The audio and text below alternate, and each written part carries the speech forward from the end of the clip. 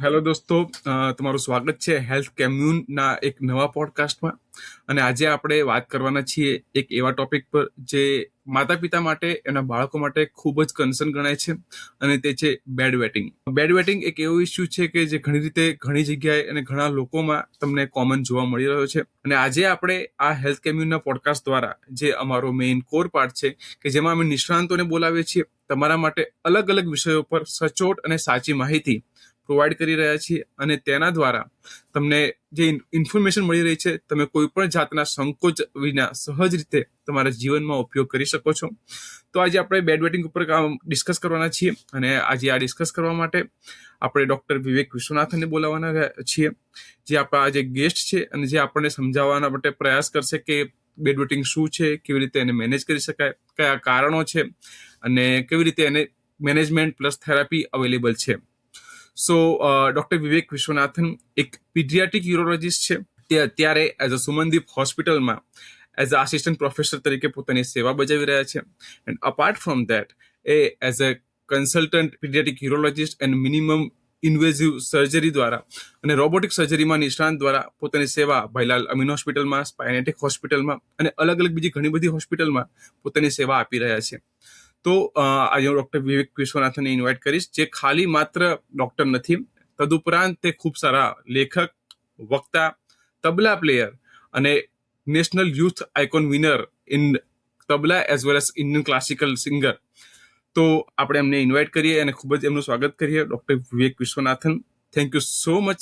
તમે તમારો બિઝી શેડ્યુલમાંથી થોડો ટાઈમ કાઢીને આ વસ્તુ, આ બેડ વેટિંગને પ્રમોટ કરવા માટે, અવેરનેસ ફેલાવવા માટે, કે જે આપણા પેશન્ટો કે જે માતા પિતા છે એમને સાચી માહિતી મળી શકે, એના માટે પ્રયાસ કરવા માટે thank you so much and welcome to the health commune podcast.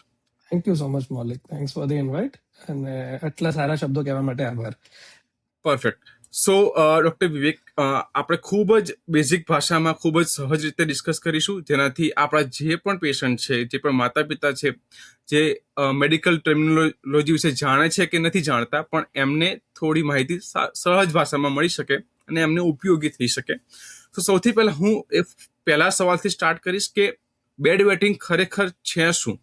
હવે એકદમ સરળ ભાષામાં આપણે કહેવા જઈએ, બેડ વેટિંગ એટલે બિસ્તર પર રાત્રે પેશાબ થઈ જવું.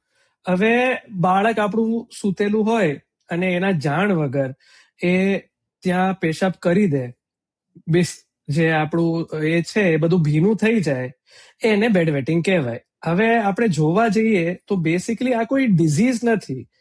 બચ્ચું જાણી જોઈને કરતું નથી, એને ખબર થયા વગર આ થઈ જાય છે.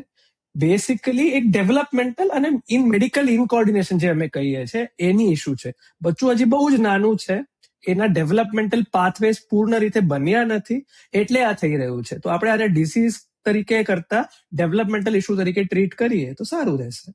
હવે તમે જે પ્રમાણે કહ્યું કે એક ડેવલપમેન્ટલ ઇસ્યુ છે, અને ઓબ્વિયસલી કે જે નાના બાળકો હોય, જે જન્મ્યા હોય કે 1 કે 2 વર્ષમાં હોય, તો બહુ સામાન્ય રીતે આ વસ્તુ જોવા મળી શકે. પણ હવે માતા પિતાએ ક્યારે ચિંતા કરવી જોઈએ કે આ ખરેખર ઇસ્યુ હોઈ શકે? કઈ એજ પછી આ નોર્મલ ગણાય, કઈ એજ સુધી આ નોર્મલ ગણાય, કઈ એજ પછી આ નોર્મલ ના ગણાય, અને ક્યારે એમને ચિંતા કરવી જોઈએ, ક્યારે એને ડોક્ટરને બતાવવું જોઈએ? તો તમારા આ વિશે તમારો શું અભિપ્રાય હોઈ શકે? જો નોર્મલી આપણે જોવા જઈએ ને તો up to 5 years of age બચ્ચાઓ આ કરી જ નોર્મલી રીતે કરતા જ હોય, અને એને નોર્મલ જ ગણાય. હવે 5 થી 7 સુધી બી અરાઉન્ડ 20 થી 25% બચ્ચાઓ કરતા હોય છે. એમાં બી બહુ પેરેન્ટ્સને કન્સર્ન થવાની જરૂર નથી. પણ જો એની જોડે યુરિનરી ઇન્ફેક્શન વારે ઘડીએ થતા હોય, બચ્ચુના બિહેવિયરલ ઇશ્યુઝ થતા હોય, એની જોડે કબ્ઝ રહેતો હોય, કોન્સ્ટિપેશન થતો હોય, કાં તો પેશાબમાં બળતર થતી હોય, આવી બધી વસ્તુઓ થાય કે એનાથી મોટા બાળકોમાં જ આ સળંગ થતું જ હોય અને કંટ્રોલ થયા વગર દરરોજ રાતે થઈ જ જાય, તો પછી પેરેન્ટ્સને થોડી કાળજી રાખવી પડે. તો તમે અત્યારે ઘણા બધા પેશન્ટોને જોતા હો છો, તમારી પાસે ઘણા બધા પેશન્ટ આવતા હશે. તો અત્યારની સિચ્યુએશન પ્રમાણે આ કેટલું કોમન છે, કે કેટલા લોકોમાં જોવા મળી શકે છે અને કેટલા લોકોમાં સંપૂર્ણ રીતે થતું રહે છે? તો તમારા આ વિશે શું, તમારા સ્ટેટિસ્ટિક્સ શું કહે છે? આપણે સ્ટેટિસ્ટિક્સ વિશે વાત કરવા જઈએ ને તો જેવી રીતે મેં હમણાં કીધું, 5 વર્ષ સુધી નોર્મલ જ ગણાય છે. અરાઉન્ડ 15 થી 20% બચ્ચાઓ કરતા જ હોય, કાયમ દરરોજ રાતે ભીનું જ કરી દે.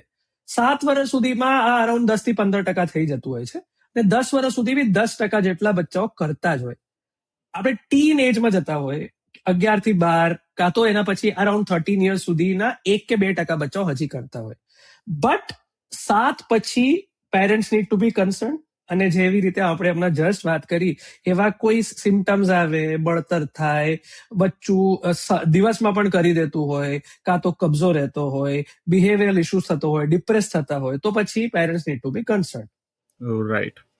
તો જેમ તમે વાત કરી કે ભાઈ આ બહુ કોમન છે ને 10 વર્ષ કે 12 વર્ષ સુધી બી તમે નોર્મલ ગણી શકો, પણ આપણે જો જોવા જઈએ તો આ કેટલું કોમન હોય. મતલબ કે બાળકોની વાત કરીએ તો કોઈ છોકરો છે કે છોકરી છે તો છોકરામાં વધારે જોવા મળે, છોકરીમાં ઓછું જોવા મળે. કાં તો પછી અગર જીઓગ્રાફીની વાત કરીએ તો વિલેજ સાઈડ કે કન્ટ્રી સાઈડ થોડું વધારે જોવા મળે છે કે શહેર સાઈડ વધારે જોવા મળે છે. તો આનો તમારો રેશિયો કઈ રીતે છે? રાઈટ.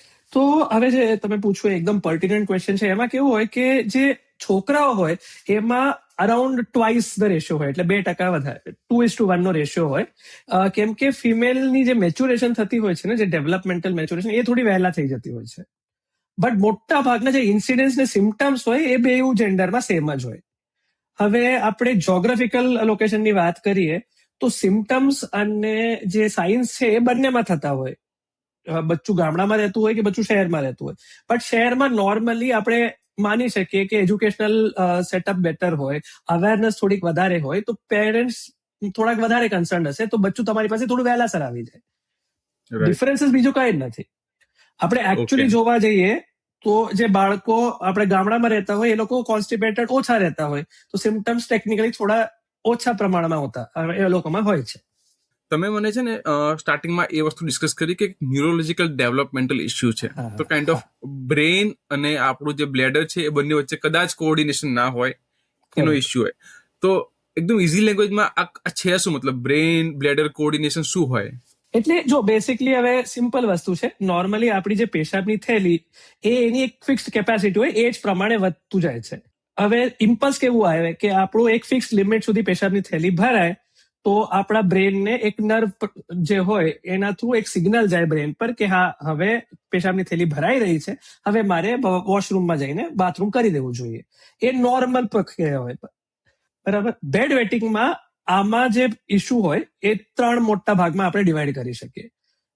નોર્મલ જે બાળકો હોય કે બચ્ચાઓ હોય એ લોકો બહુ ડીપ સ્લીપ કરતા હોય, તો અમુક ટાઈમ આ જે ઇમ્પલ્સ જવી જોઈએ એ જતી નથી, કાં તો ડિલેડ પહોંચે, તો એટલામાં ઓવરફ્લો થઈ જતી હોય, તો બેડ વેટિંગ થઈ જાય.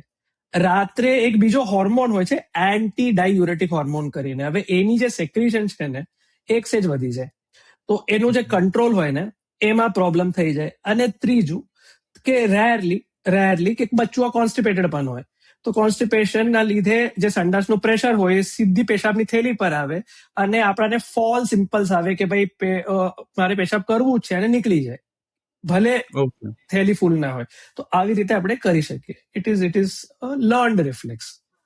Okay, understood. તો હવે આપણે સપોઝ કારણોની વાત કરીએ કે ભાઈ બેડ વેટિંગ છે, તો તમે કોન્સ્ટિપેશન કીધું, એના સિવાય બીજા કયા કારણો હોઈ શકે કે ભાઈ આ કારણના લીધે બેડ વેટિંગ રહેવાની શક્યતા વધારે છે, કાં તો આ કારણના લીધે રહી શકે છે? ઓકે, તો જો કોન્સ્ટિપેશન એક કોન્ટ્રીબ્યુટિંગ ફેક્ટર છે. ઓકે, એક વસ્તુ એ છે કે બચ્ચું કરી રહ્યું છે, બેડ વેટિંગ થઈ રહ્યું છે, પણ બ્લેમ બચ્ચા પર આવે છે. મોટા ભાગના આપણા ઇન્ડિયન હાઉસહોલ્ડ્સમાં કેવું કે બચ્ચા પર એમના પેરેન્ટ્સ વડે એમને એમ્બેરેસ્ડ ફીલ કરાવે કે હું તારા દોસ્તારને જઈને કહી દઈશ, તારા ટીચરને કહી દઈશ, તું લેઝી છે એટલે કરતો નથી. બરાબર. એનાથી બચ્ચું ડિપ્રેસ થતો હોય, કાં તો કોઈ બુલિંગ સ્કૂલમાં કરતું હોય અને એના લીધે બચ્ચું એન્શિયસ છે અને રાત્રે કરી દેતું હોય, પણ એ બોલી નથી શકતું કેમ કે શું વિચારશે મારા વિશે, એવું થતું હોય. સો આવા ઇશ્યુઝ મોસ્ટ કોમનલી હોય. સર્ટેન ડાયટરી હેબિટ્સ અને ફ્લુઇડ નો પ્રોબ્લેમ, કે આપણે ઊંઘતા કલાક પહેલા આપણે બહુ વધુ માત્રામાં આપણે ફ્લુઇડ પી લીધું છે, કોફી ચા પી લીધી છે. સેજ મોટા છોકરાઓમાં ચોકલેટ પણ એક્ટ્સ એઝ અ ડાયુરેટિક. તો આવા બધા સેજ થોડા ડાયટરી ને બિહેવિયર્સ એનાથી પ્રોબ્લેમ થતા હોય છે. તો these are few of the common contributing factors. તો તમે જે ડાયટરીના અને લાઇફસ્ટાઇલ રિલેટેડ જે સજેસ્ટ કર્યા, એના ઉપરથી મારો એક સવાલ એ છે કે આમાં કોઈ જેનેટિક રીઝન હોઈ શકે કે માતા પિતાને કદાચ આવું પહેલા થતું હોય તો પછી બાળકમાં આવું જોવા મળી શકે, એવું કે હોઈ શકે? જો જેનેટિક તરીકે આપણે એક્ઝેક્ટ વાત કરીએ ને તો બહુ કોમનલી અને ઇવન બુક્સમાં લખેલી છે કે જે પેરેન્ટ્સમાં હોય છે, ફાધરમાં હોય તો there is a high chance કે એના બચ્ચાઓમાં પણ હોઈ શકે, અને બંને પેરેન્ટ્સમાં હોય જો તો even better chance, even higher chances કે એમના બાળકોમાં હોય. ઓલ્ધો જેનેટિક ઇશ્યુ નથી હોતી, ફેમિલિયલ ટેન્ડન્સી જોવા મળે છે. ઓકે. સો ફેમિલીમાં જેવા ટેન્ડન્સીસ છે એ જ પર્ક્યુલેટ થયા કરે ઉપરથી નીચે, તો ઇટ ડઝ હેપન. સો મારો બીજો ક્વેશ્ચન એ છે કે સપોઝ આ તમે સજેસ્ટ કર્યું કે ભાઈ બ્રેઇન અને બ્લેડરનું કોઓર્ડિનેશન, ન્યુરોલોજીકલ ડેવલપમેન્ટ છે. હવે આમાં કોઈ પેટર્ન હોય છે કે કોઈ ડિફરન્ટ ટાઈપ્સ હોય છે કે ભાઈ આ મલ્ટિપલ ટાઈપ્સના બેડ વેટિંગ છે, જો હોય તો કયા ટાઈપના હોય ને શું શું ડિફરન્સ જોવા મળતા હોય છે? જો બેસિકલી જે બેડ વેટિંગ છે, જેને અમે મેડિકલ ભાષામાં એન્યુરેસિસ કહીએ છીએ, એને બે ભાગમાં આપણે ડિવાઈડ કરતા હોય છે, એને પ્રાઇમરી અને સેકન્ડરી. હવે પ્રાઇમરી એટલે કે બચ્ચું છે ને ક્યારે પણ 6 મહિના સતત ડ્રાય રહ્યો નથી, એટલે દરરોજ રાત્રે ભીનું રહેતું જ હોય, એને કહેવાય પ્રાઇમરી. બરાબર. હવે જ્યારે સેકન્ડરીમાં કેવું કે હમણાં તો બચ્ચું બેડ વેટિંગ કરે છે પણ 6 મહિના સતત ડ્રાય હતું પહેલા, અને ફોર વોટ એવર રીઝન કાં તો સડનલી કાં તો હમણાં એના પછી ફરીથી એ બેડ વેટિંગ કરવા માંડ્યું છે. હવે સેકન્ડરી જે છે ને એમાં કોઈક તો કોઈ કોઝ હશે. હવે કોઝ કેવું કે કાં તો બચ્ચુને ઓનસેટ જુવેનાઇલ ડાયાબિટીસ હોઈ શકે, which we have to be very careful. બરાબર. એનો કોઈ અનડ્યુ સ્ટ્રેસ હશે, કોઈ સિનિયરનો સ્ટ્રેસ, કોઈ એક્ઝામનો સ્ટ્રેસ, કોઈ પેરેન્ટે કંઈ કહી દીધું એનો સ્ટ્રેસ હોઈ શકે, કોઈ સાયકોલોજીકલ ઇશ્યુ થઈ શકે, બચ્ચું કોન્સ્ટિપેટેડ હોય એનો રીઝન હોઈ શકે, કાં તો વારે ઘડીએ એને યુરિનરી ઇન્ફેક્શન થતા હોય એના લીધે કંટ્રોલ નથી કરી રહ્યો. તો જ્યારે સેકન્ડરી હોય ને ત્યારે પેરેન્ટ્સને થોડી વધારે કાળજી અને થોડું વહેલાસર ડોક્ટરને જઈને દેખાડી દેવું જોઈએ. રાઈટ. તો જેમ તમે કીધું હતું કે હમણાં યુઝ્યુઅલી જ્યારે પણ બચ્ચાને આ ઇસ્યુ થતો હોય છે ને ત્યારે માતા પિતા બચ્ચા પર બ્લેમ કરતા હોય છે. રાઈટ. કે તું ધ્યાન નથી રાખતો, તું ઉઠતો નથી, કાં તો તારામાં પ્રોબ્લેમ છે, કાં તો એને બ્લેમ કરતા હોય છે. તો ઘણી વાર એના કારણે કેવું થાય કે મને એવું ફીલ થાય છે કે કદાચ એના કારણે બાળકમાં કોઈ માનસિક પ્રોબ્લેમ થઈ શકે, કે કોન્ફિડન્સ ડાઉન થઈ શકે, એમના સેલ્ફ એસ્ટીમ પર અસર થઈ શકે. તો આવું હોઈ શકે તો કેવી રીતે અફેક્ટ કરે છે બાળકને એના માનસિક સ્વાસ્થ્ય પર? બહુ જ પર્ટિનન્ટ ક્વેશ્ચન છે અને બહુ કોમનલી આ જોવા મળે છે. મારા પ્રેક્ટિસમાં જે મોટા બાળકો હોય, 11-12 વર્ષના કે 13 વર્ષના બચ્ચાઓ જ્યારે આવે, મોર વિથ ફિમેલ બેબીઝ, તો દે આર વેરી હેઝિટન્ટ ને, એ લોકો ફ્રીલી ઓપન થતા નથી, આ ઇશ્યુ ડિસ્કસ કરવા ઈચ્છતા નથી. મોટા ભાગે અમે જોવા પ્રેક્ટિસમાં એવી રીતે જોઈએ છે કે પેરેન્ટ્સ બોલ કરતા હોય પણ બચ્ચું એક શબ્દ પણ નથી બોલી રહ્યું, કાં તો આપણે સિમ્ટમ વિશે પૂછતા હોય તો ના જ પાડી દે, ચોખ્ખી ના જ પાડી દે.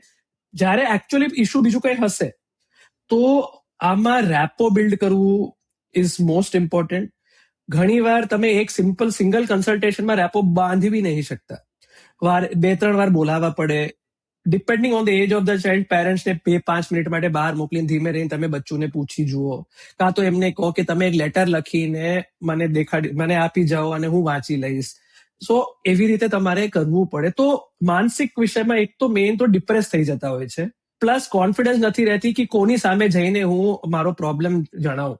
પેરેન્ટ્સ જ ઘરે એમને વળતા હોય અને એમને એમ્બેરેસ ફીલ કરતા હોય તો કોને જઈને કહેશે? એમના પિયર્સ તો કરવાના જ છે.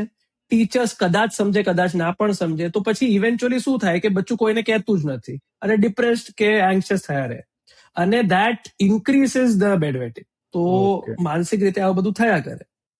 પછી એ લોકો શું કરે કે ફ્રેન્ડ સાથે ગ્રુપમાં નથી જતા, નાઇટ આઉટ નથી કરતા, એવું બધું થયા કરે. તો જેમ કે તમે કીધું કે આ બધા ઇસ્યુ હોઈ શકે, તો બીજું ક્વેશ્ચન હતું કે જે છોકરાઓમાં થઈ રહ્યું છે, 5 થી 10 વર્ષના છોકરાઓમાં પણ થવાના ચાન્સીસ છે, જોવા મળે છે, ને કાઇન્ડ ઓફ કોમન જેવું કહી શકાય.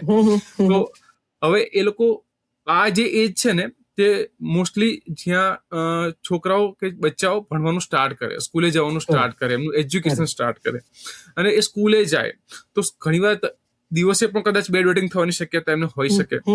તો એમને સ્કૂલના ટાઈમમાં કઈ પ્રોબ્લેમ આવી શકે આ વસ્તુના કારણે, કે કેવી રીતે એ ભણવાનું અફેક્ટ કરે છે, કાં તો એના રેગ્યુલર સોશિયલ સ્કિલ્સ કે જે ફ્રેન્ડ્સ બનાવવાની સ્કિલ્સ, કાં તો ટીચરને ક્વેશ્ચન કરવાની સ્કિલ, કે એ વસ્તુમાં કઈ રીતે અફેક્ટ કરે છે? એક તો આપણે વાત કરીને કે જો આ થયા કરે વારે ઘડીએ તો કોન્ફિડન્સ તો ડાઉન થઈ જ જાય, તો સોશિયલી વિડ્રો થઈ જતા હોય છે, બહુ બધા ફ્રેન્ડ્સ નથી હોતા, મોટા ભાગના આવા બચ્ચા લોનર્સ તરીકે થોડાક દેખાયા છે, બરાબર. દે આર વરીડ કે મારા જે ફ્રેન્ડ્સ છે, દોસ્તાર છે, એ આમ મશ્કરી કરશે, મારી મજાક ઉડાવશે, બરાબર. અને પછી કે દર બીજા પીરિયડમાં જઈને ટીચર પાસે પરમિશન લેવું કે મારે વોશરૂમ જવું છે, તો મારા મિત્રો શું કહેશે, મારા વિશે શું વિચારશે, તો એના લીધે રોકી રાખે, અને પછી કંટ્રોલ થતું નથી, તો પછી એ લોકો ભીનું કરી દે છે, પછી એમાં રિડિક્યુલ વધારે થઈ જાય છે, આવો ઇસ્યુ થતો હોય છે. ઓપન અપ થઈ નથી શકતા, પેરેન્ટ્સ જોડે નથી થઈ રહ્યા એટલે ટીચર્સ જોડે નથી કહી શકતા. કોઈ સ્કૂલ ટ્રીપ્સ હોય કે ઓવરનાઇટ જ્યારે કોઈ આમ એક્ટિવિટી હોય એમાં એ લોકો એક્ટિવલી પાર્ટિસિપેટ નથી કરતા ફોર ફિયર કે આવું થઈ જાય તો શું કરીએ, બરાબર. તો આવી રીતનું ઇસ્યુ મેં જોયું છે, અને it is very commonly seen in practice, particularly slightly older કિડ્સમાં, 10-11 વર્ષના છોકરાઓમાં સ્લાઇટલી મોર કોમન. ઓકે, તો જે પ્રમાણે મને લાગી રહ્યું છે ને, તો એમાં સિચ્યુએશન પ્રમાણે કે સપોઝ 10 થી 12 વર્ષના કિડ કોઈ છે, છોકરો સ્કૂલે જાય કે છોકરી સ્કૂલે જઈ રહી છે, અને જેને આ ઇસ્યુ હોય છે, તો એકચ્યુઅલી આ વસ્તુ માટે બાળક, માતા પિતા અને ટીચર, તો ત્રણેયનું એક કોઓર્ડિનેશન પ્રોપર થાય. ત્રણેય કોઈ બાળક બધી જગ્યાએ ઓપન નથી થઈ શકવાનું, કારણ કે એ કમ્ફર્ટેબલ ના હોઈ શકે, કાં તો ફ્રેન્ડ જોડે થઈ શકે, કાં તો મમ્મી જોડે થઈ શકે, પપ્પા જોડે ના થઈ શકે. અને ઘણીવાર કેવું થાય કે માતા પિતા પણ કેવું કે જયારે કોઈ સોશિયલ ગેધરિંગ હોય ને, કોઈ ઘરે પેરેન્ટ કોઈ ગેસ્ટ આવ્યા હોય, એની સામે બોલે કે અમારે તો હજી પણ પથારીમાં કરી જાય છે, તો એના કારણે કેવું કે લોકો ઓપન ના થઈ શકે. તો એટલીસ્ટ એક એવું સિસ્ટમ સેટઅપ કરે કે જેમાં પેરેન્ટ્સ, ટીચર, બાળક અને ફ્રેન્ડ્સ થોડું એ લોકો કોર્ડિનેશન કરે, તો એના regular day to day life, એનું એજ્યુકેશન, અને એજ્યુકેશનના કારણે જ ફ્યુચર ડિઝાઇન થતું હોય છે, તો એને આપણે ફ્યુચર માટે રેડી કરી શકીએ. તો આ એક મારા મગજમાં એક એવો વિચાર બેઠો કે આવું વસ્તુ કરી શકાય, કે એમાં તમારો શું ઓપિનિયન છે? ના, ડેફિનેટલી આ કરી શકાય અને કરવું જોઈએ. સૌથી પહેલા તો આપણે મેઇન તો જે છે ને, પેરેન્ટ્સને ટીચ કરવાની અગત્યની વસ્તુ છે કે તમે છે ને બચ્ચુના ફ્રેન્ડ તરીકે આ વસ્તુમાં બિહેવ કરો, એમને તમે બ્લેમ ના આપો, એમને તમે એ રીતે જણાવો કે સૌથી પહેલું તો આ ડિઝીઝ નથી, એ પૂરેપૂરી રીતે ક્યોર થઈ શકે એવું છે, અને અમે તમારી જોડે છે, વીલ વર્ક ટુગેધર, એમ. અને સપોઝ થઈ બી ગયું, બેડ વેટિંગ થઈ રહ્યું છે, પણ તું એફર્ટ તો નાખે જ છે, બરાબર. 30 દિવસમાંથી 28 દિવસ તે બેડ વેટિંગ કરી, પણ 2 દિવસ નથી કરી, તો you are doing something right. તો આવા નાની વસ્તુઓને આપણે સેલિબ્રેટ કરવું જોઈએ, બ્લેમ ના નાખો, બરાબર. બી અ ફ્રેન્ડ, જે રીતે કે બચ્ચું તમારી પાસે આવીને કોઈ પણ ઇસ્યુ થાય તો ઓપનલી તમને કહી શકે. સૌથી પહેલા તમારી પાસે ઓપન થાય તો પછી તમે આગળ જઈને ટીચરને કહી શકો ને, કે તમે થોડુંક ફ્રેન્ડલી તરીકે વાત કરો અને જુઓ કે આ બીજા છોકરાઓ એમને રિડિક્યુલ, મજાક મસ્કરી ના કરે. અને you cannot probably tell all school mates, but જે 2-3 ક્લોઝ ફ્રેન્ડ્સ હશે એમને કહી દો કે તમે થોડું સાચવી લેજો. સો that is how we can start of. કે મારા પર્સનલ એક્સપિરિયન્સમાં પણ એવું થયું હતું કે મારી સાથે મારો એક ફ્રેન્ડ હતો, અમે કોઈ જોડે જ ભણતા હતા, અને એને બેડ વેટિંગનો પ્રોબ્લેમ હતો, પણ કેવું હતું કે એ પરવાનગી પણ ના માંગી શકે ટીચર પાસે કે મારે જવું છે, તો એ અમને કે તમે ટીચરને કહો, અને ટીચર મને અલાઉ કરે. અને સમટાઈમ્સ અમુક ટાઈમે કેવું થાય કે કોઈ છોકરાઓ એવા મસ્તીખોર હોય ને, કોઈ ટીચરને કહે નહીં અને આની મજાક માટે એન્જોય કરે. તો એના કારણે પેલો બિચારો બાળક દિવસે પણ બેડ વેટિંગ કરી જતો. તો સો આઈ થિંક કે જો એ વસ્તુ સપોર્ટ મળી રહે તો માણસની આખી લાઈફ ચેન્જ થઈ શકે એમ છે. ડેફિનેટલી. હવે મેજર કન્સર્ન છે કે માતા પિતાને ખ્યાલ આવી ગયો કે બેડ વેટિંગ કરે છે, નોર્મલ છે, પણ એની એજ થોડી વધી રહી છે, કદાચ આટલું નોર્મલ ના હોઈ શકે. તો માતા પિતાએ ક્યારે ડોક્ટર પાસે જવું જોઈએ, તો ક્યારે એ લોકો જાતે મેનેજ કરવું જોઈએ, અને કયા સ્ટેજ પર એમને લાગે છે કે ના હવે જાતે મેનેજ નથી થઈ રહ્યું તો ડોક્ટર પાસે જવું જોઈએ? હવે એમાં થોડાક 5-6 ક્લિયર સિમ્પ્ટોમેટોલોજી હોય છે, જે જો થતા હોય frequently on a regular basis, તો પછી પેરેન્ટ્સ શુડ બી કન્સર્ન અને પછી ડોક્ટર પાસે જવા જ જોઈએ. હવે એમાં કેવું કે સપોઝ આપણે માની લઈએ કે બચ્ચુને જે પેશાબ છે એમાં બળતર થતી હોય, બરાબર, કાં તો દિવસમાં પણ શરૂ થઈ જાય, જે ઓનલી રાત્રે થતું હતું એ હવે એ દિવસમાં પણ કરી દે છે, સ્કૂલમાં કરી દે છે, કંટ્રોલ રહેતું નથી, બચ્ચું સ્ટ્રેસ્ડ રહે છે, વારે ઘડીએ ઇન્ફેક્શન સાથે પેશાબમાં બળતર પણ પાક જેવું નીકળે છે, એવું બધું થયા કરે, બરાબર. સો એ કાં તો પછી બિહેવિયરલ ઇશ્યુઝ આવે, એની જોડે કોન્સ્ટિપેશન પણ છે, તો તરત તાત્કાલિક જવું જોઈએ. પ્લસ જે અમે સૌથી પહેલા કીધું કે ઇન્ક્રીઝિંગ એજ, 7-8 વર્ષ સુધી may be they are not concern, but 10 વર્ષ થઈ ગયા, હજી કન્ટિન્યુ જ રહે જ છે, 30 દિવસમાંથી 28 દિવસ બચ્ચું બેડ વેટિંગ કરે જ છે, તો પછી દેખાડી દેવું જોઈએ. 2-3 વસ્તુ પેરેન્ટ્સ કેન ઇનિશિયલી ટ્રાય, કે આપણે ડાયટરી બેસિક મોડિફિકેશન કરી જોઈએ, રાઈટ, થોડુંક ફ્લુઇડ રેસ્ટ્રિક્ટ કરી જોઈએ, બંધ ના કરી દેવું જોઈએ, ફ્લુઇડ રેસ્ટ્રિક્ટ કરી દે, બરાબર. એવું બધું કરે ને તો દે કેન ટ્રાય, બટ એનાથી શોર્ટ ટર્મ જો રિલીફ મળે તો બરાબર છે, પણ ના મળે તો they should not wait for too long. તો હવે અહીંયા એક સવાલ એ ઉત્પન્ન થાય કે બાળકને એ લોકો ઘરે ટ્રાય કર્યું, નથી થઈ રહ્યું, અને પેરેન્ટ્સને લાગી રહ્યું છે કે ના, હવે એમને કદાચ કોન્સ્ટિપેશન છે, કાં તો એમને ઇન્ફેક્શન છે, કાં તો પેશાબમાં પરુ નીકળે છે, એક તકલીફ છે. તો હવે કયા ડોક્ટર પાસે જાય? જેમ કે તમે તો સુપર સ્પેશિયાલિસ્ટ છો, એટલે કદાચ તમારી પાસે એઝ અ રેફરલ પેશન્ટ આવતા હશે, તો બાળકો માટેના પેરેન્ટ્સ માટે કયા એમબીબીએસ પાસે ડોક્ટર પાસે જાય, કાં તો પીડિયાટ્રિક પાસે જાય, કાં તો ડિરેક્ટલી કોઈ સુપર સ્પેશિયાલિસ્ટને કન્સલ્ટ કરે? આનો ફ્લો શું હોઈ શકે? જો સૌથી પહેલો આપણે બી આપણા કોઈ સિમ્ટમ પાસે હશે તો આપણે આપણા ફેમિલી ડોક્ટર પાસે જઈએ. મોટા ભાગના ફિઝિશિયન હશે રે. તો હવે બચ્ચું માટે પીડિયાટ્રિશિયન હોય તો ફર્સ્ટ કોન્ટેક્ટ તો પીડિયાટ્રિશિયન જ હશે. તો સિમ્પલ ઇશ્યુઝ, જસ્ટ બિગિનિંગ થયું છે, એક અઠવાડિયું થઈ ગયું અને બચ્ચું 4-5 દિવસ એમાં કરી દે, તો initially you can always start of going to a paediatrician. But વારે ઘડીએ યુટીઆઈ થયા કરે છે, તમને લાગે છે કે કોઈ સ્ટ્રક્ચરલ એબનોર્માલિટી છે, પીડિયાટ્રિશિયને કોઈ સોનોગ્રાફી કરી, એમાં દેખાડી કે કિડનીમાં પ્રોબ્લેમ છે, કાં તો પેશાબની થેલીમાં ઇશ્યુ છે, તો પછી then you will have to go to a super specialist. તો સિમ્પલ ઇનિશિયલ કોન્ટેક્ટ માટે પીડિયાટ્રિશિયન રાખો. Further specific contact, treatment, long term follow up માટે પીડિયાટ્રિક યુરોલોજીસ્ટ પાસે જાઓ. અને એઝ અ ડોક્ટર, લાઈક જ્યારે પણ એઝ અ પીડિયાટ્રિસ્ટ કરતો તમે સુપર સ્પેશિયાલિસ્ટ છો કે પીડિયાટ્રિક યુરોલોજીસ્ટ છો, તો આમ બહારથી ડોક્ટર્સની લાઈફ બહુ ઇઝી અને બહુ સિમ્પલ અને બહુ કોમન લાગે, પણ લાઈક જે પ્રમાણે તમે વર્ક કરી રહ્યા છો, જે પેશન્ટ સાથે તમે ડીલ કરી રહ્યા છો, પીડિયાટ્રિક પેશન્ટ માટે, અને એ પણ યુરિન કે ભાઈ બેડ વેટિંગ માટે તમે વાત કરી રહ્યા છો, તો આઈ નો કે પેશન્ટ એના, જેમ કે બચ્ચું છે તો એના માતા પિતા સાથે ઓપન નથી થતું, ફ્રેન્ડ સાથે ઓપન નથી થતું, આ બે સાથે ઓપન ના થાય તો ટીચર સાથે તો નથી જ થવાનું. જો ટીચર જોડે ન થાય, તમને તો પહેલી વાર કે બીજી વાર જ મળી રહ્યું છે, તો તમારી સાથે ઓબ્વિયસલી ઓપન નહીં જ થઈ શકે. તો તમારા માટે શું ચેલેન્જ આવશે? તમે કેવી રીતે હેન્ડલ કરો છો એ પેશન્ટને? તો તમે જે વાત કરીને એકદમ 100% સાચી છે. હવે 5, 10, 15 મિનિટમાં કોન્ફિડન્સ લેવું એ બહુ અઘરી વસ્તુ છે, બરાબર. તો હું 2-3 જે વસ્તુ ટ્રાય કરું છું, એ મોટા ભાગનું એ હોય છે કે આપણે સૌથી પહેલા તો ડિટેલમાં પૂછી લઈએ પેરેન્ટ્સ પાસે, બચ્ચું પાસે, બિટ્સ એન્ડ પીસેસમાં જે તમને મળે કે એક્ઝેક્ટલી શું થઈ રહ્યું છે, બરાબર. ઇફ પોસિબલ, અને બચ્ચું સપોઝ 7-8 વર્ષનું છે, જે 5-1 મિનિટ પેરેન્ટ્સ વગર રહી શકે, તો પેરેન્ટ્સને બહાર મોકલીને પછી હું વાત કરવાનો પ્રયત્ન કરું છું કે કઈ હશે જે તું પેરેન્ટ્સ સામે ના કહી શકતો હોય તો મને કહી દે. રાઈટ. ઘણા છોકરાઓ ત્યારે પણ નથી કહેતા, બીકોઝ દે આર ઓબ્વિયસલી હેસિટેન્ટ. હું તો સ્ટ્રેન્જર છું, રાઈટ. તો સ્લાઇટલી ઓલ્ડર કિડ્સ મેં અમુક ટાઈમ કહી દે તમને, બટ 7-8 વર્ષના છોકરાઓ મોટા ભાગના નથી કહેતા.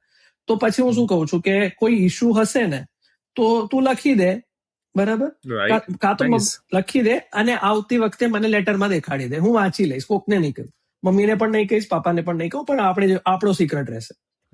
અમુક ટાઈમે આજકાલના છોકરાઓ પાસે ફોન હોય છે, તો હું કહું છું કે તમે વોટ્સએપ કરી દો મને ઇશ્યુ, તમે ઇશ્યુ મને વોટ્સએપ કરી દો, કોઈ નહીં વાંચે, બરાબર. અમારા બે વચ્ચે રહેશે. અને counselling is very important. See, as a paediatric surgeon કે પીડિયાટ્રિક યુરોલોજીસ્ટ, અમારો મેઇન ઇશ્યુ છે કે નાના બાળકોને કેવું આપણા વશમાં, બેસિકલી આપણી વાત સમજે એવું કરવાનું. So over a period of time it has become a skill that we have had to learn. So હવે now it doesn't seem like a job, but like you very correctly said કે it is difficult, અને એમાં time તમારે આપવું પડે.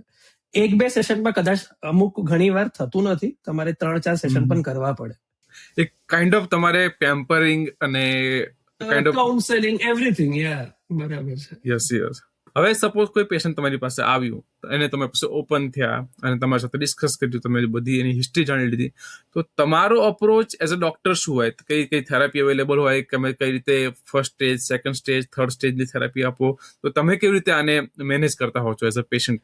તો આ જે વસ્તુ છે ને, હું સૌથી પહેલા જે પેરેન્ટ્સને જણાવું છું ને કે it is a long process. એકદમ સ્ટેજસમાં થતું હોય છે. You can't expect miracles. બરાબર, હું આમ જાદુનું વોન્ડ આમ ફેરવશ અને પછી એ નોર્મલ થઈ જાય એવું હોતું નથી. બરાબર. સો ઇનિશિયલી આપણે શું જોવાનું છે કે પેટર્ન કયું છે. હવે એ મારે પણ એક સિંગલ વિઝિટમાં જાણવું અઘરું છે. તો what I usually tell them is to maintain something called bladder કાં તો વોઇડિંગ ડાયરી.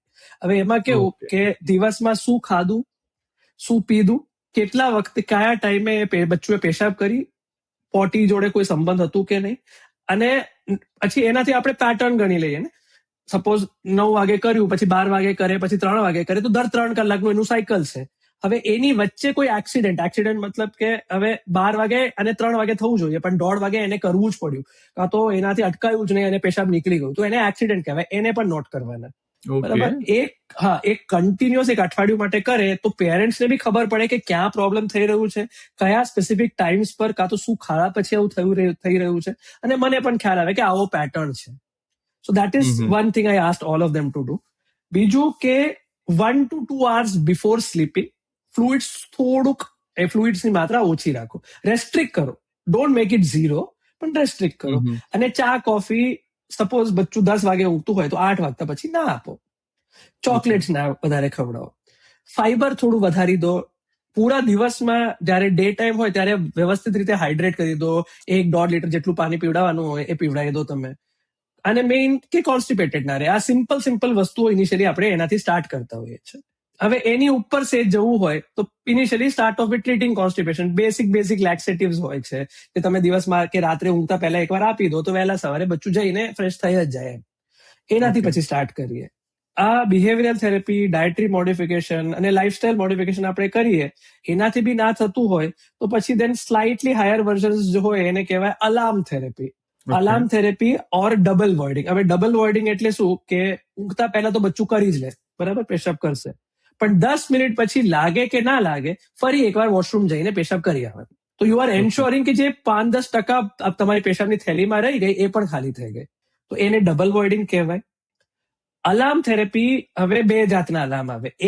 જે એક મીટર જેવું હોય જે તમારા અંડરવેરમાં ક્લિપ થઈ જાય. તો એ બેસિકલી શું કરે કે હવે બચ્ચુએ થોડું પેશાબ કરવાનું શરૂ કર્યું, તો 2-3 ટપકા થયા અંડરવેરમાં, તો વેટ થયું, તો ઇમિડિયેટલી અલાર્મ કરશે, તો બચ્ચું વેક થઈ જાય.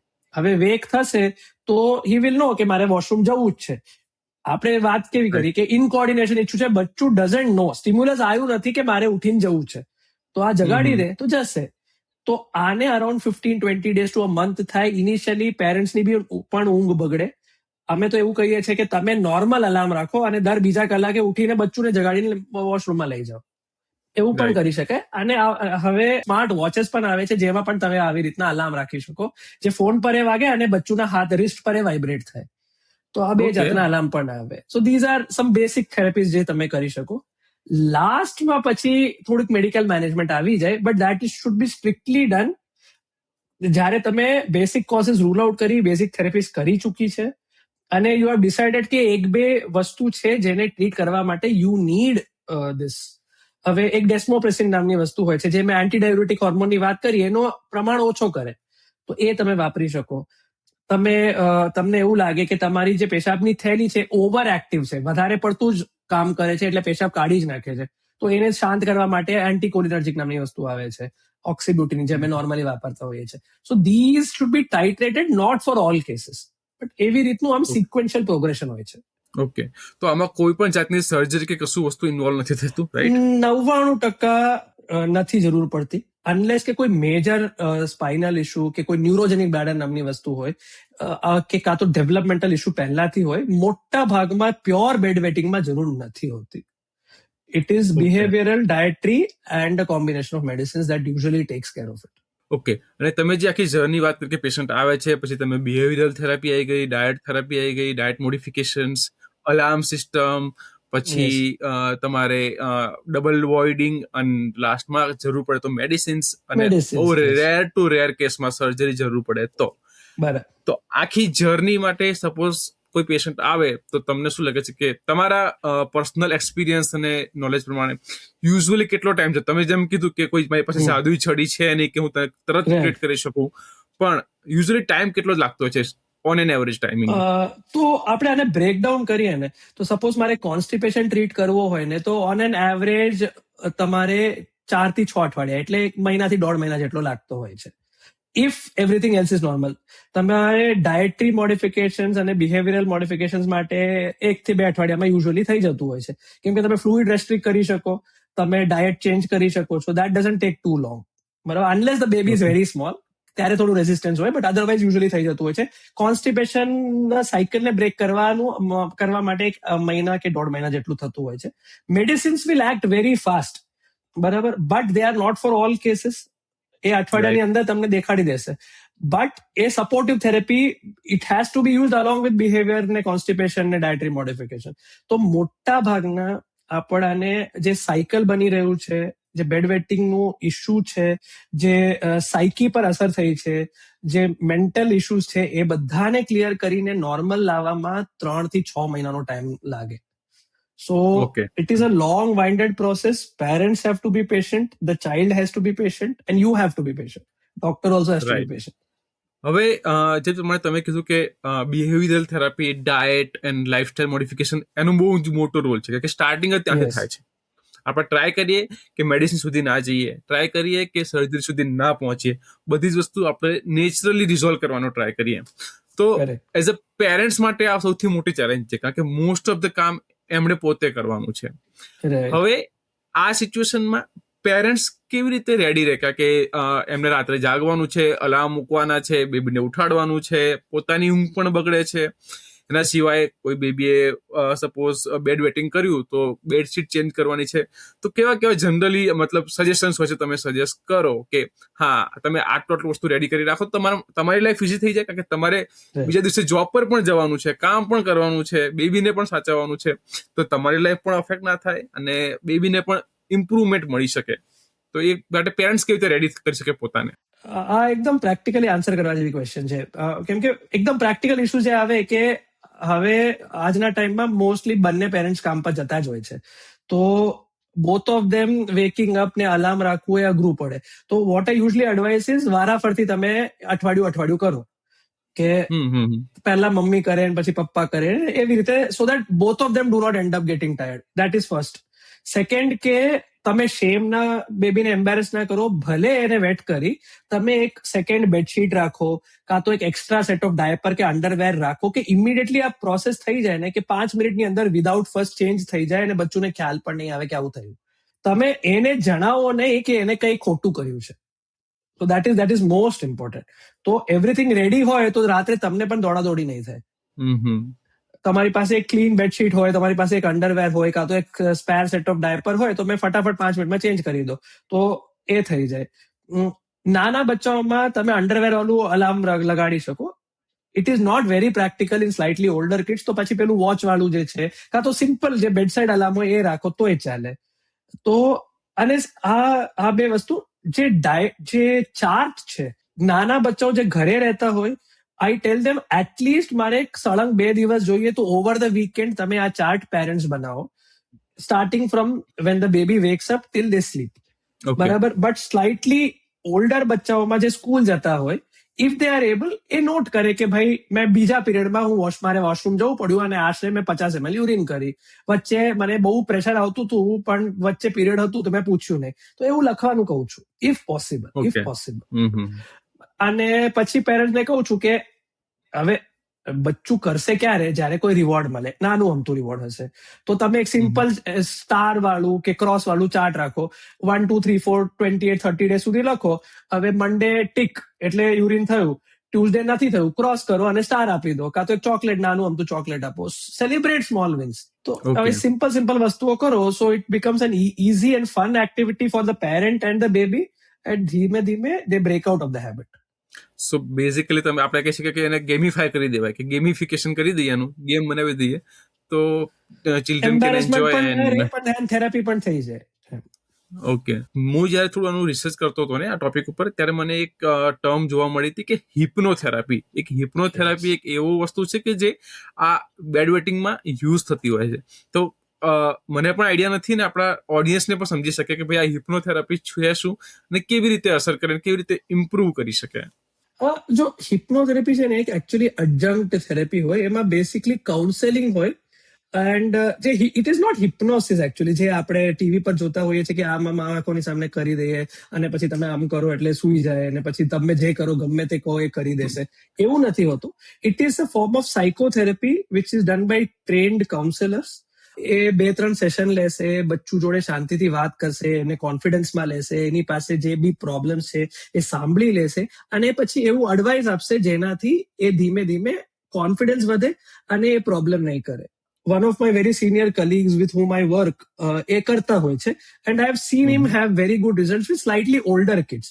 નાના Okay. બચ્ચાઓમાં આમાં પ્રોબ્લેમ કેવું હોય છે કે the child or the person who undergoes hypnotherapy, એની મોટિવેશન વ્યવસ્થિત હોવી જોઈએ, કમ્પ્લેન્ટ હોવો જોઈએ, સમજવો જોઈએ કે જે સામેવાળો શું કહી રહ્યો છે અને મારે શું ફોલો કરવું છે, અને મોટિવેટેડ હોવો જોઈએ. So that can only B possible 11, 12, 13 વર્ષના છોકરાઓમાં. સો તમે એને એડજંક્ટ થેરેપી તરીકે યુઝ કરી શકો છો, બટ પ્રાઇમરી તરીકે થેરેપી તરીકે યુઝ કરવું સહેજ અઘરું છે.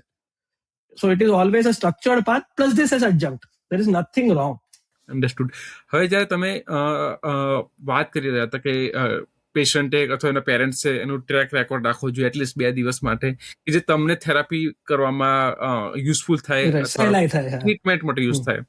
તો અત્યારની સિચ્યુએશન પ્રમાણે અત્યારે બધા જ લોકો ડિજિટલ થઈ રહ્યા છે. તો ડિજિટલ બધા પાસે મોબાઈલ એક્સેસ છે, બધા પાસે સ્માર્ટફોન્સ છે, ઇન્ટરનેટ છે.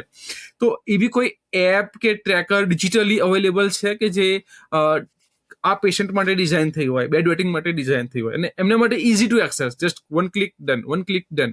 તો એવું કે ઇઝી એક્સેસ એપ કેવી અવેલેબલ હોય? આવા એપ્સ છે, આવા ચાર્ટ્સ પણ છે, વોઇડિંગ ડાયરીઝ છે જે તમે ડાયરેક્ટલી ડાઉનલોડ કરી શકો છો ગૂગલ પરથી. તો જેમાં તમારે ઓલરેડી બધું લખેલું હોય, જસ્ટ તમારે એન્ટ્રી કરવાની હોય છે. તો એવી ઇઝી બની જાય.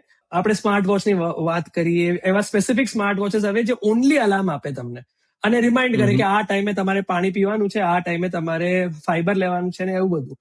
અને એક ઇન્ડિયન સ્ટાર્ટઅપ પણ છે which is just entered the field. એ કરવામાં they have just started last year, તો કરે જ છે. સ્માર્ટ વેઇંગ સ્કેલ લઈ આવ્યા છે. એક વોચ છે which will give you a small jolt કે તમે જાગી જ જાઓ એમ કે હવે પેશાબ કરવા જવું જ છે મારે, એવી રીતનું હોય છે. સો these are technologies which are there and useful છે. પ્યોરલી તમે એના પર રિલાય ના કરી શકો, but still they help. Sir, મોબાઈલની વાત કરી, આપણે ડિજિટલની વાત કરી, અને અત્યારે પેરેન્ટ્સનો મેઇન કન્સર્ન છે કે સ્ક્રીન ટાઈમ. બાળકો ફોન પર બહુ જ એડિક્ટ થઈ રહ્યા છે, એના વગર જમતા નથી, એના વગર એમને રડવા લાગે છે, ચીડચીડો સ્વભાવ થઈ જાય છે. તો હું બેડ વેટિંગના એંગલથી પ્રશ્ન કરું તો સ્ક્રીન ટાઈમ અથવા મોબાઈલનું એડિક્શન બેડ વેટિંગ માટે કેટલું નુકસાનકારક છે, કેટલું ઇમ્પેક્ટ કરે છે, એના કારણે આ થવાની શક્યતા વધારે છે, ઓછી છે? તો એના ઉપર તમારો ઓપિનિયન શું છે? હવે જો ડાયરેક્ટલી ઇફેક્ટ નથી હોતી, બરાબર, but it has a very detrimental effect in terms of કે બચ્ચું કન્ટિન્યુઅસલી જોયા કરે, બરાબર. હવે ટેબ્લેટ છે, મોબાઈલ છે, ટીવી છે, વોટેવર. હવે નાના બચ્ચાઓને એવી ટેન્ડન્સી હોય કે જ્યાર સુધી જે મારું ફેવરેટ પ્રોગ્રામ છે પતે નહીં ત્યાર સુધી હું વોશરૂમ કરવા નહીં જાઉં. મને એકદમ પોટી લાગી છે પણ હું રોકી રાખીશ, બરાબર. સો કોન્સ્ટિપેશન પરપેચ્યુએટ થયા કરે. તમે તમારું પ્રોગ્રામ 45 મિનિટ્સનું હોય, તમને લાગી છે પહેલા 5 મિનિટ પછી જ, પણ તમે 40 મિનિટ સુધી રોકી રાખી, તો that is not very good. ધીમે ધીમે બ્લેડરમાં યુરિન વધતો જાય અને એક ટાઈમ આવશે જ્યારે બચ્ચું કંટ્રોલ નહીં કરી શકતું અને નીકળી જતું હોય છે, તો ડે ટાઈમ ઇન્સિડન્ટ થતા હોય, બરાબર. તમે સંડાસ ટાઈમસર ના કરો તો સંડાસનું અર્જ છે ને એ લર્ન્ડ બિહેવિયર છે, તો પછી અર્જ જતું રહે તો પછી તમે કરશો નહીં, પછી રાત્રે તમને પ્રોબ્લેમ થશે. રાત્રે થશે તો ઊંઘમાં પ્રેશર આવશે અને બ્રેનને ખોટો સિગ્નલ જશે અને તમે બેડ વેટિંગ કરી દેશો. તો એવી રીતનું સેકન્ડરીલી કોન્સ્ટિપેશનના લીધે બેડ વેટિંગ થાય, કાં તો ડે ટાઈમ ઇન્સિડન્સ થાય, અને જે વસ્તુને કહેવાય બોવેલ બ્લેડર ડિસફંક્શન, એવું પરપેચ્યુએટ કરે. It is a contributory factor, but directly bed wetting cause નથી કરતું.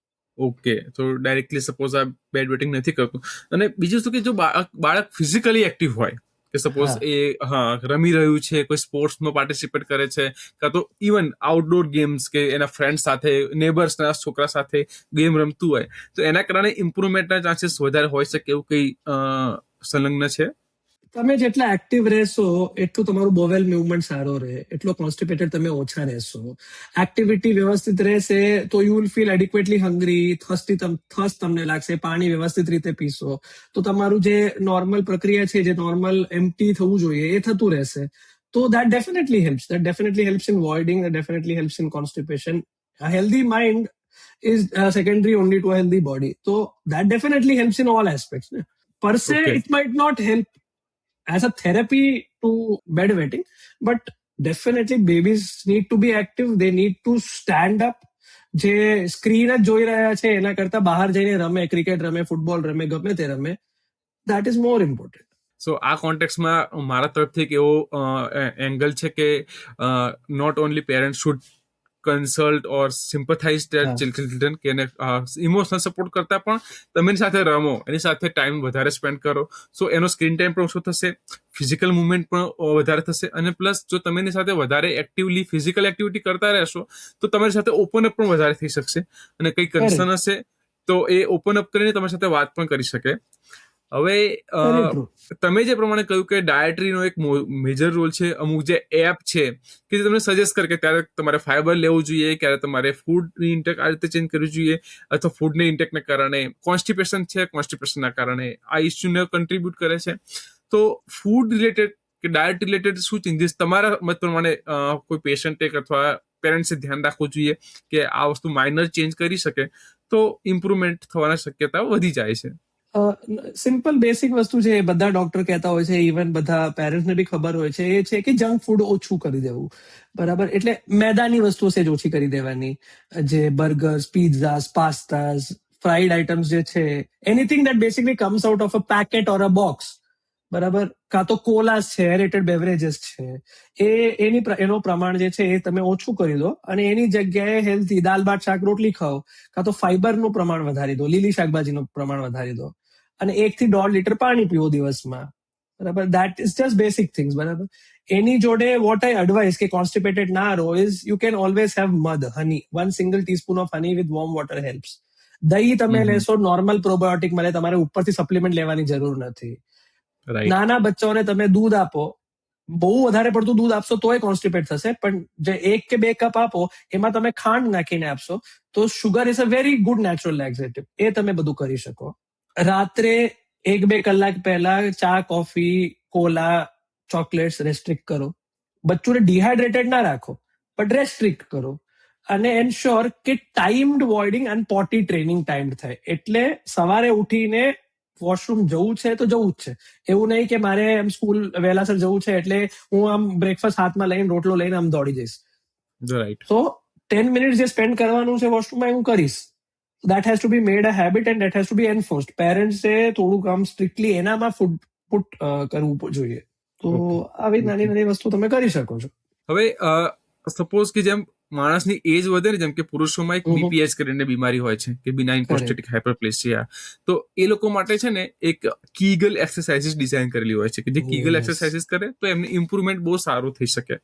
તો આઈ નો કે ચિલ્ડ્રન માટે એક્સરસાઇઝ કરવી કેટલી સજેસ્ટેડ છે કે નથી, કે કરશે કે નહીં કરે, અને કરશે તો આઈ એમ ડોન્ટ શ્યોર કે એમના માટે કોઈ હેલ્થ રિલેટેડ ઇસ્યુ પાછળથી થઈ શકે.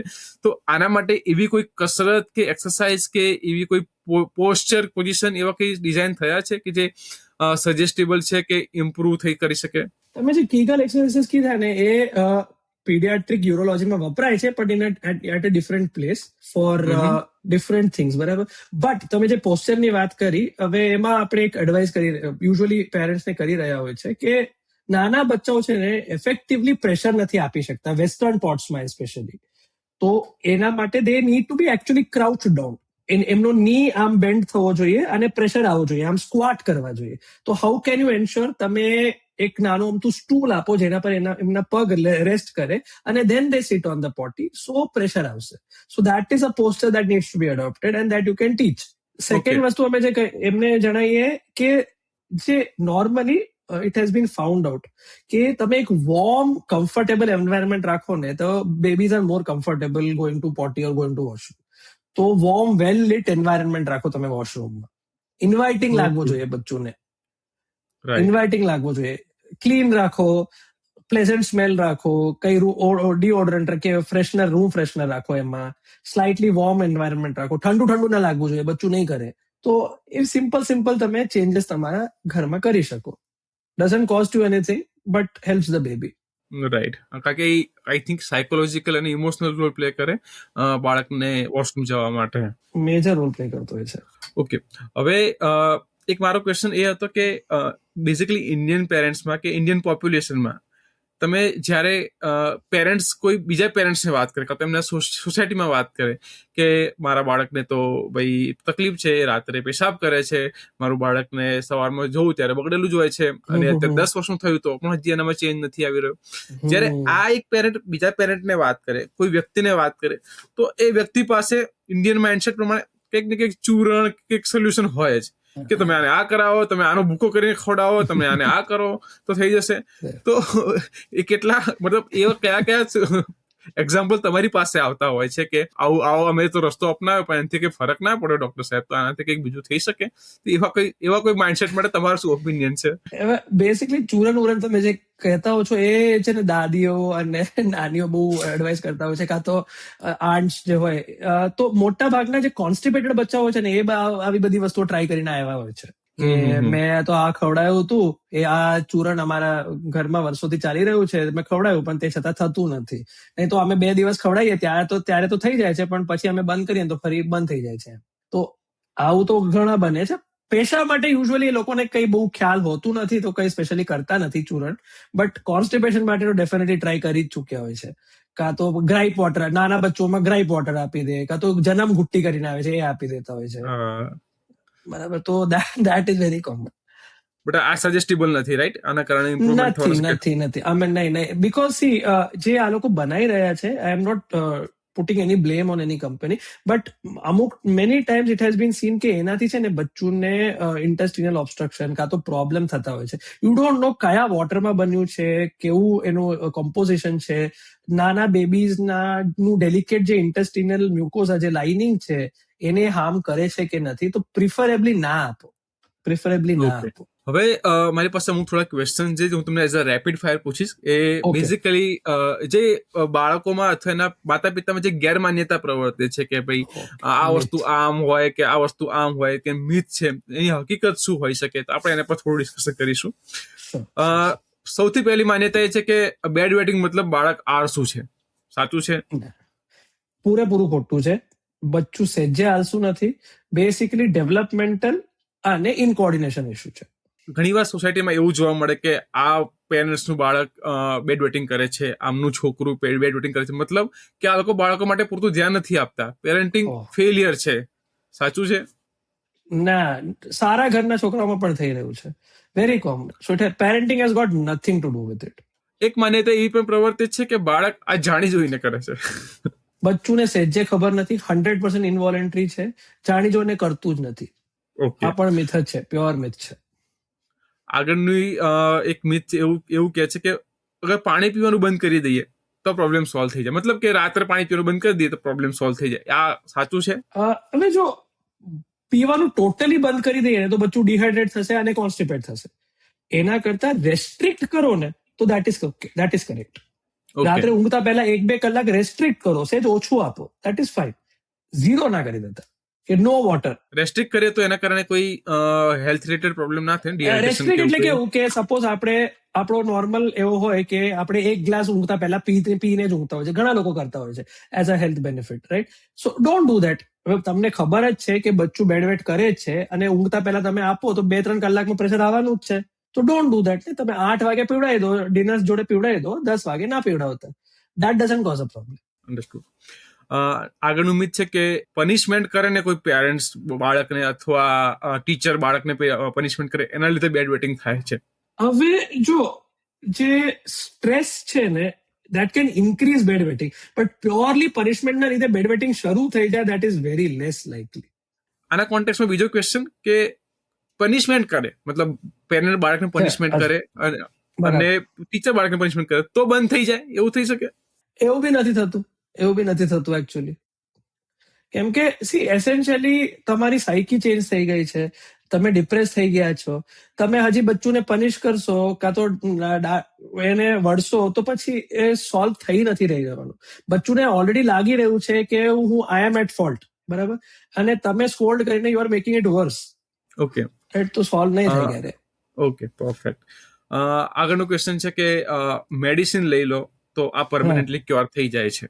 જો પરમાનન્ટલી ક્યોર નહીં થાય, આપણે હમણાં થોડીક વાર પહેલા જ વાત કરી કે મેડિસિન અડજન્ટ છે. તમારા સિમ્ટોમેટિક જે રિલીફ છે ને that will be very fast. આપણે બીજી બધી જે થેરપી છે એના કરતા તમને જે રિલીફ દેખાશે એ બહુ વહેલાસર દેખાશે. But it will have to continue along with behavior modification, lifestyle modification, dietary modification, exercise, everything. So medicine will not cure it completely, but it will give you relief. But એક વસ્તુ જે main તમને યાદ રાખવી છે, જે તમારે હંમેશા ભાનમાં હોવી જોઈએ, કે not all cases require medicines. મારો ફોલોઅપ ક્વેશ્ચન આ વસ્તુ માટે એ છે કે મેડિસિનની સાઇડ ઇફેક્ટ છે હોય તો કઈ? ઓકે, તો હવે આપણે એક એન્ટીકોલિનર્જિક નામની વસ્તુની વાત કરી, બરાબર. હવે એન્ટીકોલિનર્જિક એટલે ઓક્સીબ્યુટિનિન હાઇડ્રોક્લોરાઇડ. તો બેસિકલી એ શું કરે, એ પોતે કોન્સ્ટિપેશન કરે, કેમ કે સેક્રેશન્સને ડ્રાય આઉટ કરી દે. બચ્ચુનું જો જનરલ બોડી ટેમ્પરેચર હોય ને, બચ્ચું હંમેશા તમને વોર્મ લાગે. બેસિકલી ફીવરિશ પેરેન્ટ્સને લાગતું હોય છે, ફીવર હોતું નથી, ડ્રાય માઉથ થઈ રહ્યું હોય છે. તો આવા નાના નાના ઇરિટેટિંગ સાઇડ ઇફેક્ટ્સ હોય છે. Okay, which over a period of time parents get used. હા, હોય છે, ગ્રોસ મોટા ભાગના નથી થતા, બહુ ગભરાવા જેવા સાઇડ ઇફેક્ટ નથી થતા. આગળનો એક મિસકન્સેપ્શન એ છે કે જે બેડ વેટિંગ અલાર્મ છે ને યુઝલેસ છે, એનો કોઈ ઉપયોગ નથી. જો આપણે હમણાં બુક્સ પીડિયાટ્રિક યુરોના અને જનરલ લિટરેચર વાંચવા જઈએ ને, તો it is the most scientifically proven non medical method which is found to be helpful.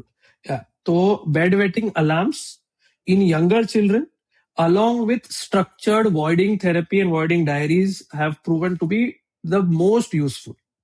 તો આ ટોટલ મિથ છે કે they do not help. કેમ કે મેઇન ઇશ્યુ છે લેક ઓફ ટ્રિગર. તમે ટ્રિગર કરી દેશો, બચ્ચું ઉઠી જશે, તો બચ્ચું કરી લેશે, તો પછી બેડ વેટ નહીં કરે. So it definitely helps.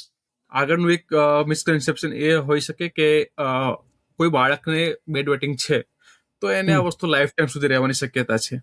Life time સુધી મોટા ભાગના બચ્ચાઓમાં નથી રહેતું. It does get cured and a lot of time they will outgrow it. તમે proper care, proper therapy, proper supportive care and empathy and sympathy આપો with proper treatment when needed, તો 90-95% of kids will not have a persistent problem unless કે કોઈ anatomical issues હોય.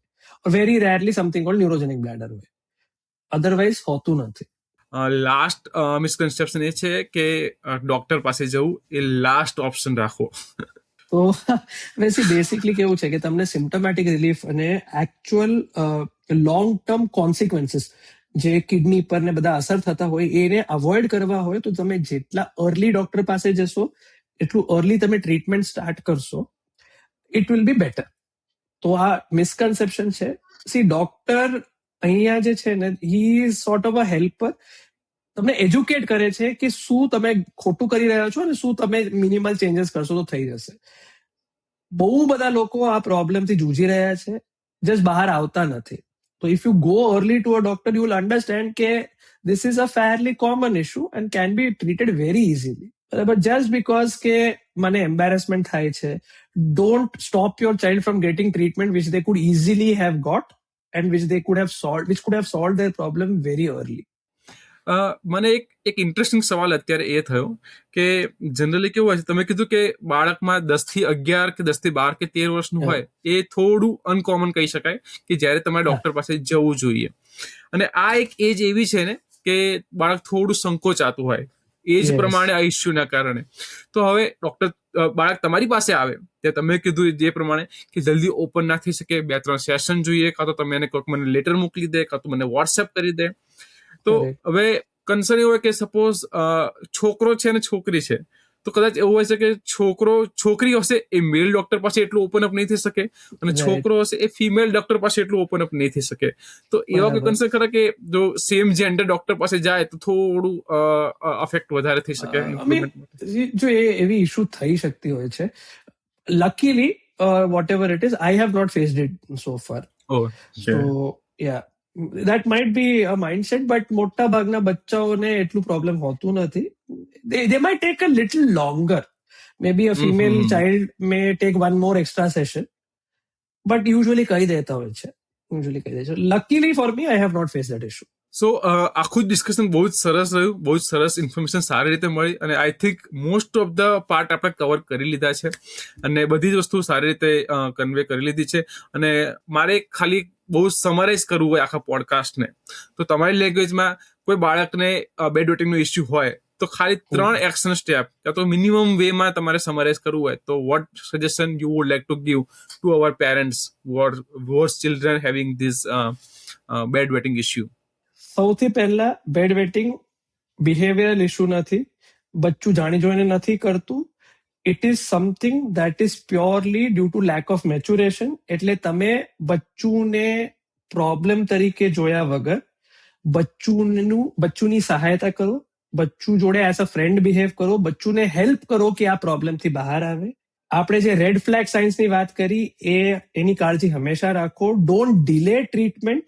Always go to your paediatrician first. હું એવું નથી કહેતો કે પીડિયાટ્રિક યુરોસર્જન પાસે જાઓ, but take treatment early and do definitely sympathize and empathize with your child rather than scolding them. Be a friend, not a parent when it comes to this condition. પ્રશ્ન છે કે જ્યાં સુધી મને જાણકારી છે ત્યાં સુધી તમે કોઈ એક આના પર એક બુક લખેલી છે, ઈ બુક તમારી અવેલેબલ છે, તો એ ઈ બુક આપણા જે ઓડિયન્સ મેમ્બર્સ છે, જે પેરેન્ટ્સ છે, એ ક્યાંથી ડાઉનલોડ કરી શકે, કેવી રીતે વાંચી શકે, અને તમારી જે એક્સપર્ટીઝ છે, તમારી જે એજ્યુકેશન એક્સપર્ટીઝ નોલેજ એ બધાનો જે ક્રક્સ છે એ બુકમાં છે, તો એ એમને યુઝફુલ થઈ શકે એના માટે કઈ લિંકમાં અવેલેબલ છે થોડું અમને કહેશો? અમે લિંક આના ડિસ્ક્રિપ્શનમાં પણ પોસ્ટ કરીશું, બટ થોડું એના માટે એક બ્રીફ આપી દો. સો બેસિકલી છે ને, આ મેં ગયા વર્ષે જ લખી હતી, તો એ અન્ડરસ્ટેન્ડિંગ પીડિયાટ્રિક યુરોલોજી કરીને છે. તો એસેન્શિયલી એકદમ કોમન જે ઇશ્યુઝ હું જોઉં છું on a day to day basis in my OPD in uro, એને મેં ક્લેરિફાઈ કરવાનો પ્રયત્ન કર્યો છે. બેસિક એનાટમીથી સ્ટાર્ટ કરીને નોર્મલ ઇશ્યુઝ જેવા કે આવું bed wetting, bowel bladder dysfunction, hernia શું હોય, ફાઇમોસિસ એટલે શું, યુરિનરી ટ્રેક્ટ ઇન્ફેક્શન એટલે શું, સિમ્પલ ટિપ્સ એન્ડ ટ્રિક્સ જે પેરેન્ટ્સ ઘરે કરી શકે, એ લોકોને શું જોવું હોય અને ક્યારે એ લોકો ડોક્ટર પાસે બચ્ચુને લઈ જાય, that I have tried to simplify. એમાં ચાર્ટ્સ પણ છે, જેવા આપણે ડિસ્કસ કર્યા એવા ચાર્ટ્સ છે. સર્ટન રિસોર્સિસ છે જે પેરેન્ટ્સ ક્લિક કરીને ઓનલાઈન એક્સેસ કરી શકે. તો તમારે ડાઉનલોડ કરવું હોય તો આ કિન્ડલના ઈ બુક સ્ટોર પર અવેલેબલ છે, અમેઝોન પરથી તમે ડાઉનલોડ કરી શકો છો, ડાયરેક્ટલી અવેલેબલ છે, અન્ડરસ્ટેન્ડિંગ પીડિયાટ્રિક યુરોલોજી કરીને. સો લિંક હું ડેફિનેટલી શેર કરી દઈશ.